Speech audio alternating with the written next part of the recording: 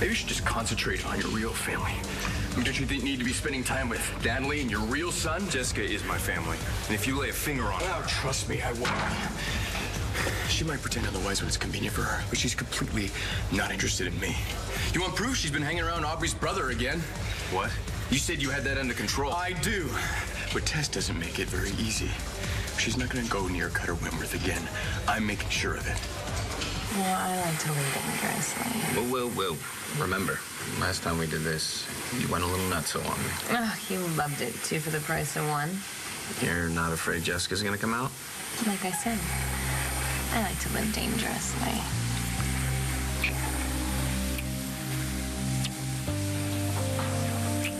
Okay, how we doing? You still you? So far, so good. We have found an exciting new talent. Yes, a brilliant young director. Kid's a real up-and-comer. And he signed off on collaborating on the script with you, sight unseen. What loser would agree to do that? That one. Oh, my God.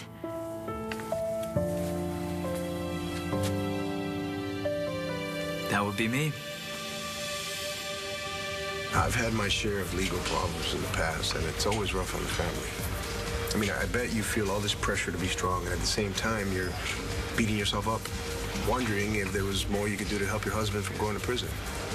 Trust me, you're always going to feel that way. It wasn't your fault. But it is my fault. I am the reason Vilma went to jail. How do you figure that? I mean, you know, if I'd been here in Landview, Vilma would never have gone into that genetics lab, and he would have never deceived people into thinking that they'd fathered babies when they hadn't, and vice versa.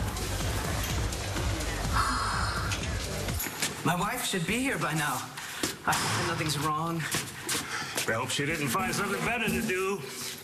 Or someone. Hey, not my Rumma. Especially not now. We're expecting a child. Is that you, my little muskmellow? Oh, you're not Rumma. No, I'm not. I'm Dr. Marty Saybrook. Yes, I know you. You do? Of course, from the genetics lab. She could be blackmailing her shrink. Or for that matter, maybe there is no shrink. I mean, maybe she forged the letter. Well, that's easy enough to check out. Okay, well, then let me run some tests.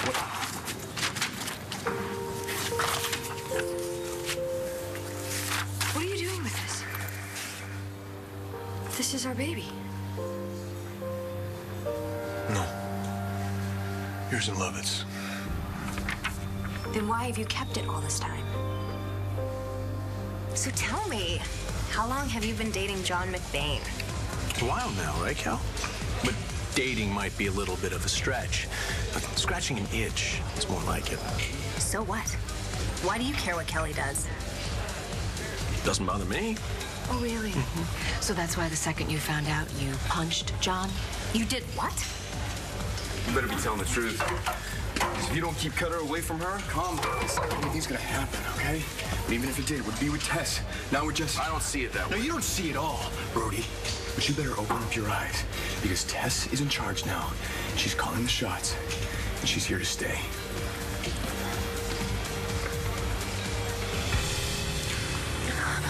Where am I? What are you doing to me?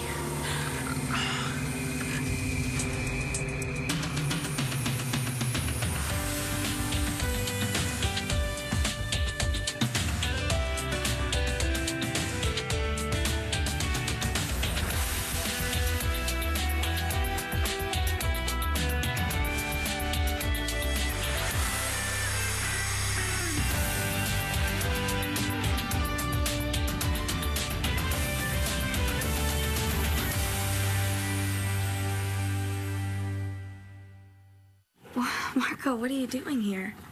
I told you that we needed a brilliant young director, and so we got one. I would like to introduce Marco Rivera, LA's hottest new filmmaker. You know, that Marco Rivera. I don't get it. What's not to get? We fired the other guy. No, you got fired. Same difference. No, it's not. Carpe diem. We lost a director, so we got a new director.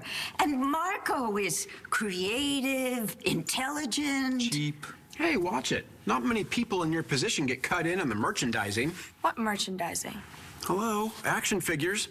David Vickers Buchanan in his Moroccan prison cell, muscles rippling through his threadbare clothing, Freedom Spoon hidden in his back pocket. Freedom Spoon? Sold separately. That's my kind of action figure. Yeah, an action figure with a spoon. Yeah, the kids will love it. Honey, sarcasm is the lowest form of humor. Any writer will tell you that. Yeah, right. Now, hey, you two. Time to get to work. Time for you two to commune. Commune? Commune! That's what creative people do. They're magical, creative souls. They go off to little rooms somewhere, and they take a few days or weeks, and then they create magic. I see what you're doing. What? This is a setup. You're trying to push us back together. You're the one who needs to open your eyes. No way Jessica lets Tess win. Maybe you made it happen temporarily. No, I did not cause that illness. No, you're just using it to get what you want. Keeping Jessica from getting help, keeping her from taking her child home. He's my child, and he is home. So stop kidding yourself, Brody. If Jessica's gone, then Tess and I get custody. No matter what plans we make, you're not part of them. I knew it. It's just like last time. All right, you're Jessica again. Don't freak out. It's okay. Am I good or what? Oh my God, you should have seen your face. Okay, you're good. Good. You have no idea.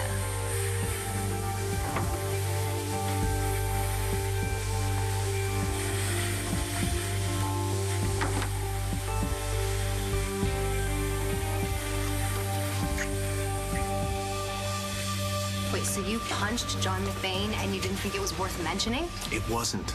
I forgot about it as soon as it happened. You don't just forget something like that. And if it was over another woman, what am I missing? Someone needs to fill me in now. Your husband's an adult. He made a decision and now he has to take responsibility. I just can't help thinking I could have done something. I know how you feel. Look, when my fiance and I split up, I couldn't stop thinking that I could have prevented it. You know what? She cheated on me. It was her choice. Your husband didn't need you to tell him that he was breaking the law. He did that. And breaking the law has consequences. Jim Buchanan is such a powerful man. Even behind bars, he can just make things happen. And besides, you'll be out of a job, Wilmer. Your family back home expects you to send money home. I mean, they'll have nothing, and neither will your family. What are you saying? I didn't get a chance to tell you this before, but we're being blessed, Wilmer. We're gonna have a baby? Still knowing that Vimal is in prison day after day after day.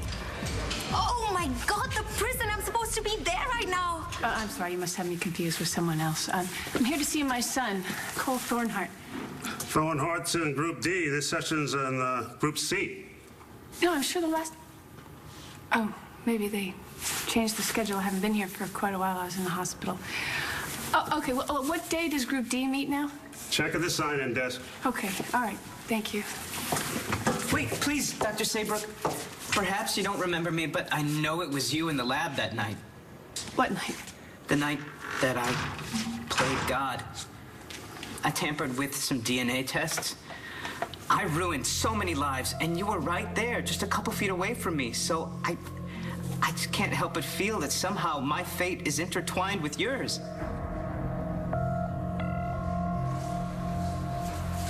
I didn't know that was in there. Must have got stuck under some papers. Didn't get stuck under anything. It was out in plain sight. Okay, what's your point? This was in a new folder. You put it there so that you could pull it out anytime that you wanted, and you could look at it so that you could remember how it felt to see your son for the first time. And I remember how it felt when I found out he wasn't mine. But it doesn't matter. Because you still care, and this proves it. It's not a setup. David and I simply asked ourselves who would be the two people most qualified to do the job, and you two were at the top of the list. Not the A list. This is a different list. Oh, please. I'm the producer. I am doing my job, finding the right people with the right chemistry. Chemistry, see, you're admitting it. Artistic chemistry, for goodness sakes. I mean, you and Marco both share a common point of view, and best of all, you don't have to waste a lot of precious time getting to know each other because you've already... Been there, done that.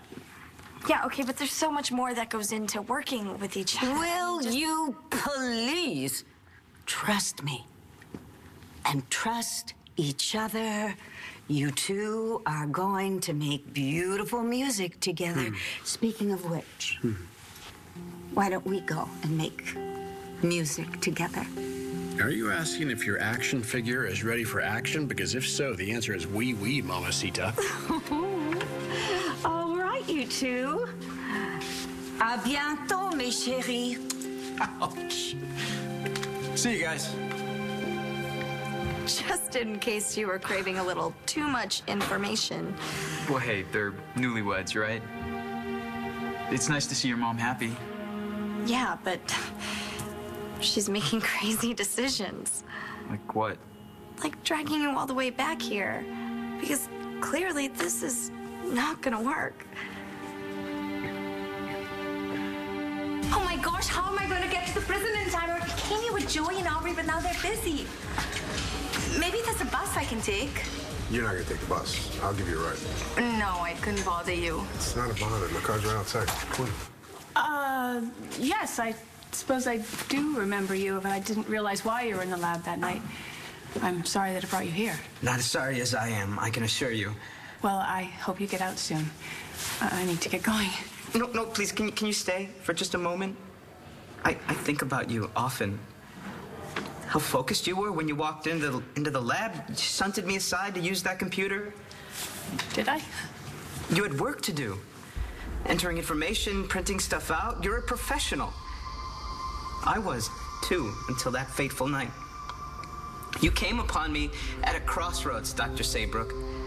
When you walked into that lab, I should have taken it as a sign, a chance to stop myself from making the biggest mistake of my life. Yeah, but you know what they say about hindsight. Why didn't I walk out of that room the moment you walked in? Now that I'm gonna have a child of my own, I can't imagine a more horrible crime. To lie about a man's paternity doesn't get any worse than that.